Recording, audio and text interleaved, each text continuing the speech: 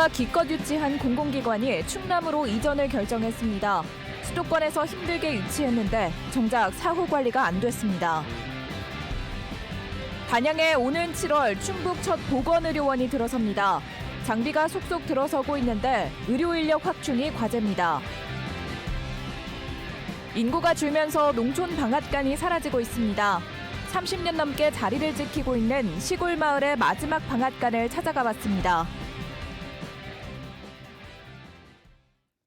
네, 시청자 여러분 안녕하십니까? 계속해서 MBC 뉴스투데이 충북입니다. 지방 소멸을 막는다며 지자체마다 수도권 공공기관의 이전을 추진하고 있습니다. 워낙 경쟁이 치열하다 보니 그나마라도 한 곳이 아쉬운 상황이죠. 자, 이런 가운데 수년 전 오송으로 데려온 기관이 충북을 떠나 충남 이전을 결정한 사실이 뒤늦게 확인됐습니다. 정재영 기자가 취재했습니다. 7년 전 충북으로 이전한 한국식품안전관리 인증원.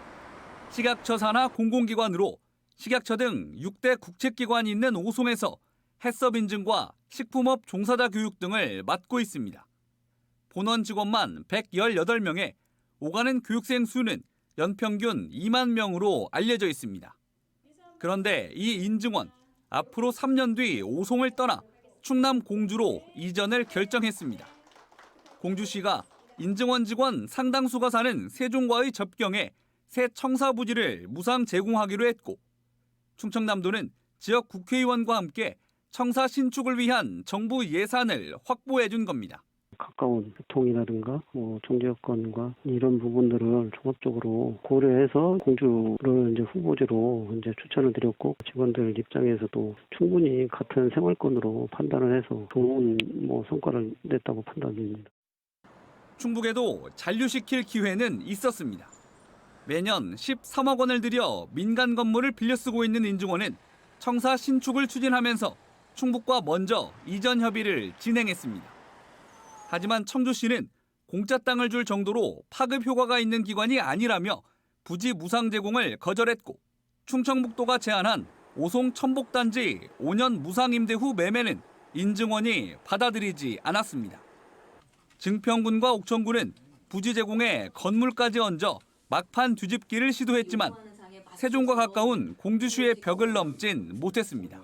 부지 제공이라든지 건물 제공 그리고 기타 편의시설을 제공을 하려고 여러 다방면에서 노력을 했지만 그 기관, 인증원 기관 내부 내에서 검토 결과 저희가 선택을 받지 못해서 좀 아쉬움이 남습니다. 수도권에서 어렵게 유치한 기관을 이웃인 충남에 뺏긴 상황. 충청북도는 이번 일을 계기로 기존 이전 기관의 이탈을 관리할 조직을 시군과 함께 운영하기로 했습니다. 기존에 와 있던 기관에 대해서 우리가 관리를 해야 되겠다. 반면교사를 삼아서 기존에 왔던 거 유지하고 또 유치할 그 인력을 시군도 같이 참여를 하는 거로 그렇게 조직을 정비하는 거로 했습니다. 충청북도는 총선 이후 2차 공공기관 이전이 본격화하면 인증원보다 낙수 효과가 큰 알짜 기관을 유치하겠다고 밝혔습니다. MBC 뉴스 정재영입니다. 일정 규모의 병상과 진료 과목을 운영해 병원 요건을 갖춘 보건소를 보건의료원이라고 합니다. 단양군이 충북에서는 처음으로 오는 7월 보건의료원 개원을 목표로 준비 작업이 한창인데요. 지금까지의 준비 상황과 또 앞으로의 과제를 이승준 기자가 전해드립니다. 외래 진료실 증축 등을 위해 리모델링 중인 단양군 보건소. 30억의 예산을 들여 의료 장비도 대거 확충했습니다. 오는 7월이면 보건의료원이라는 이름으로 새롭게 탄생합니다. 30병상의 입원실을 갖추고 내과와 정신건강의학과, 산부인과, 소아청소년과 등 9개 진료 과목을 보게 됩니다. 가장 공을 들이는 부분은 응급실 운영입니다. 어디에 살든 생명과 직결되는 가장 기초적인 응급 의료를 제공하겠다는 것입니다.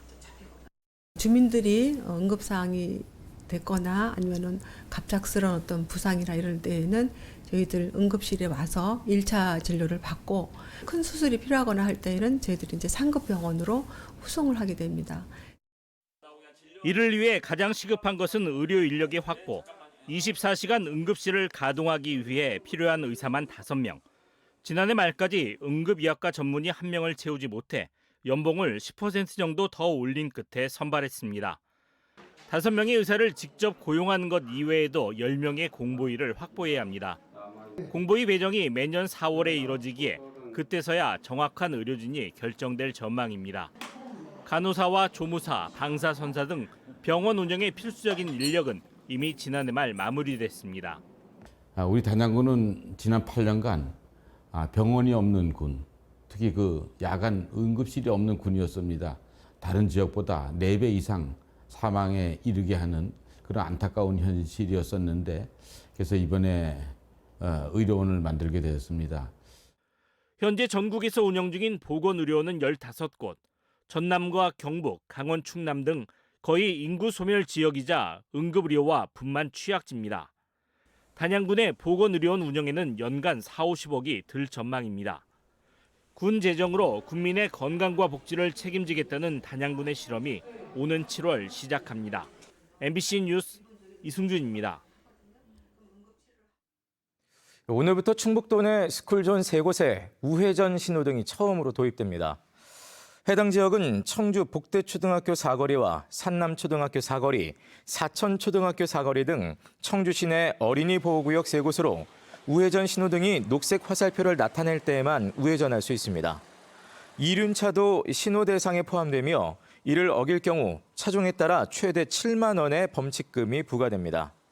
경찰은 차량 정체나 사고 감소 추이를 지켜본 뒤 우회전 신호등의 확대 여부를 결정할 계획입니다. 세월이 흐르면서 명절 풍경도 달라졌지만 방앗간은 여전히 명절 느낌을 엿볼 수 있는 곳입니다. 설날 예풍경 가운데 빼놓을 수 없는 것이 바로 방앗간에서 하얀 가래떡을 뽑는 모습일 텐데요. 지난 설의 떡방앗간의 풍경을 다시 한번 만나보시죠. 김현준 영상 기자입니다.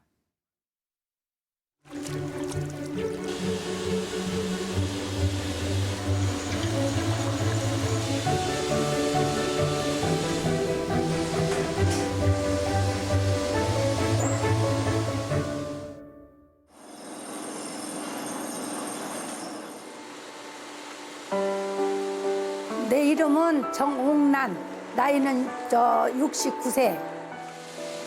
이 방앗간 운영한 지는 38년 정도 됐고, 시간을 맞춰주기 위해서는 뭐 밤을 새울 수도 있고, 하루에 있잖아 4시에 날 때도 있고 5시 날 때도 있고.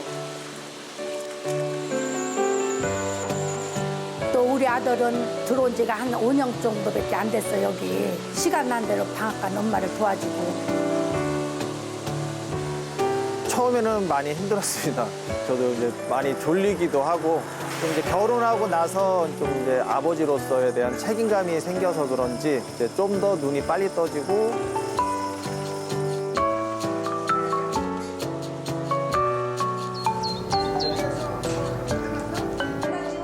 커피 한 잔 드실래? 커피 먹어야지. 당연히 먹어야지. 당연히 먹어야지.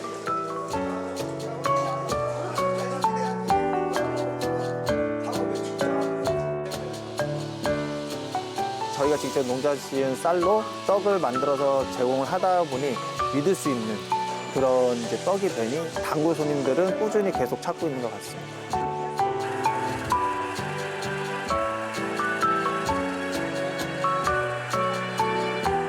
농촌의 시골 분들이 많지가 않기 때문에 그거 같이 엄청 활발한 상태는 아니지만 그래도 제가 봤을 때는 꾸준히 이제 운영은 되고 있는 것 같습니다.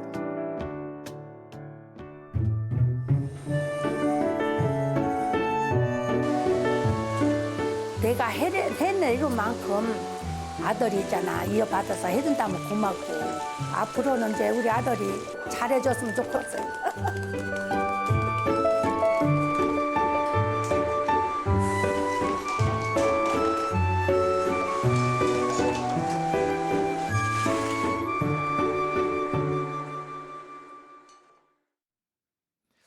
이번 설 연휴 기간 충북에서는 강력범죄 신고는 없었지만 가정폭력과 교제폭력 신고는 늘었습니다.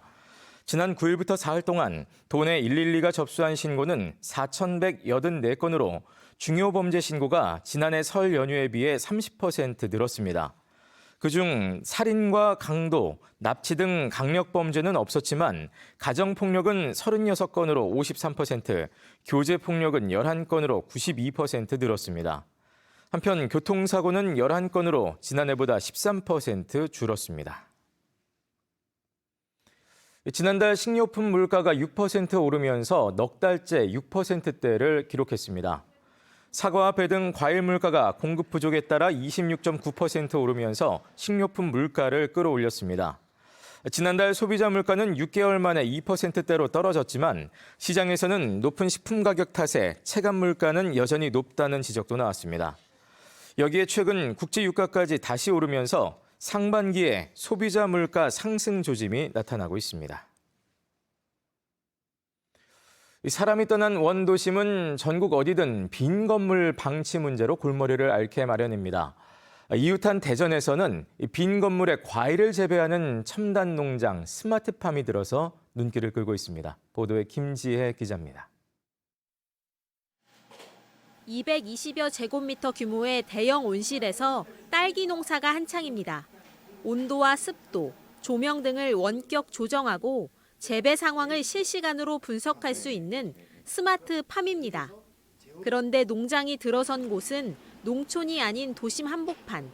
그것도 건물 지하에 조성한 도시명 스마트팜, 이른바 대전팜입니다. 햇빛도 농약도 없지만 도심 어디서나 농작물을 쉽게 재배할 수 있고 적은 노동력으로 수익을 높일 수도 있습니다. 도심 스마트팜은 단수가 높고 일정한 온도 조절이 가능해 일반 농가와 동일 면적으로 비교했을 때 생산량이 최대 8배 많습니다. 무엇보다 사시사철 기후 영향을 받지 않는다는 점이 강점입니다. 딸기 같은 경우는 5월부터 11월까지는 농가가 생산을 하지 않습니다. 그때 생산해서 저희가 공급한다면 소비자도 좋고 수익성 나는 새로운 도시농업인 농민이 탄생되는 게 아닐까. 생산한 농산물은 인근 식당에 식재료로 공급할 수도 있어 수송과 저장에 필요한 에너지와 비용도 줄일 수 있는데 시는 수확한 딸기를 지역 빵집인 성심당에 납품할 계획입니다. 또 다양한 기후 환경에서 의료용 대마와 잎채소, 재배가 어려운 고가 작물 등에 대한 연구 개발도 할 예정입니다.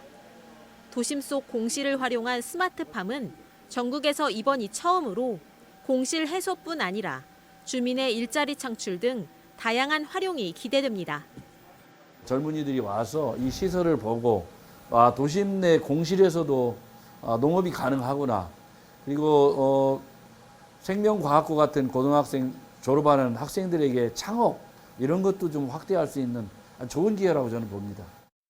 시는 도심 스마트팜을 확대해 체험, 관광을 접목하고 국가산단의 첨단 스마트팜 첨단 산업밸리 조성에도 속도를 낼 계획입니다.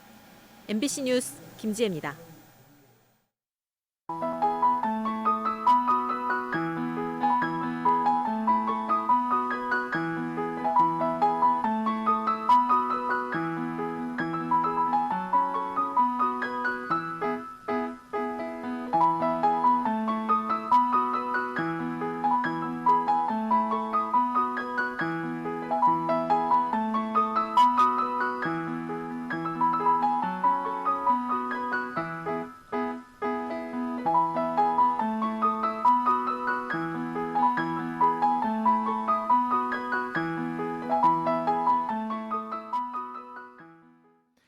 벚꽃 개화기를 맞아 청주시가 다음 달 22일부터 사흘 동안 무심서러와 무심천 둔치 일원에서 푸드트럭 축제를 개최합니다. 올해 축제에는 지난해보다 15대 많은 35대 푸드트럭이 입점해 음료와 식사, 간식 등을 선보이게 되며 거리 공연과 재즈 콘서트 등 다채로운 행사가 펼쳐질 예정입니다.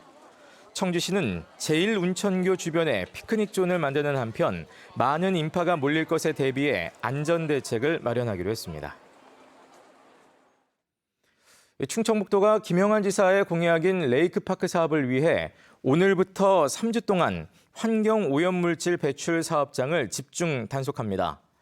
이번 단속은 시멘트 제조업과 도축업 등 대기와 수질 오염물질을 많이 배출하는 업종을 중심으로 무허가 배출 시설과 무단 배출 등 법규 위반을 중점적으로 단속할 예정입니다. 앞서 김영한 충북지사는 최대 9년 동안 4조 원을 들여 충북을 환경특별도로 만들고 레이크파크 사업도 환경을 훼손하지 않도록 추진하겠다고 밝혔습니다. 충청북도가 지난해 말 기준 면적과 지번을 집계한 결과 11개 시군 가운데 충주시의 면적이 983제곱킬로미터로 가장 넓었습니다. 청주시가 941제곱킬로미터로 두 번째를 차지했고 제천시와 영동군 등이 그 뒤를 이었습니다. 네, 뉴스를 마칩니다. 고맙습니다.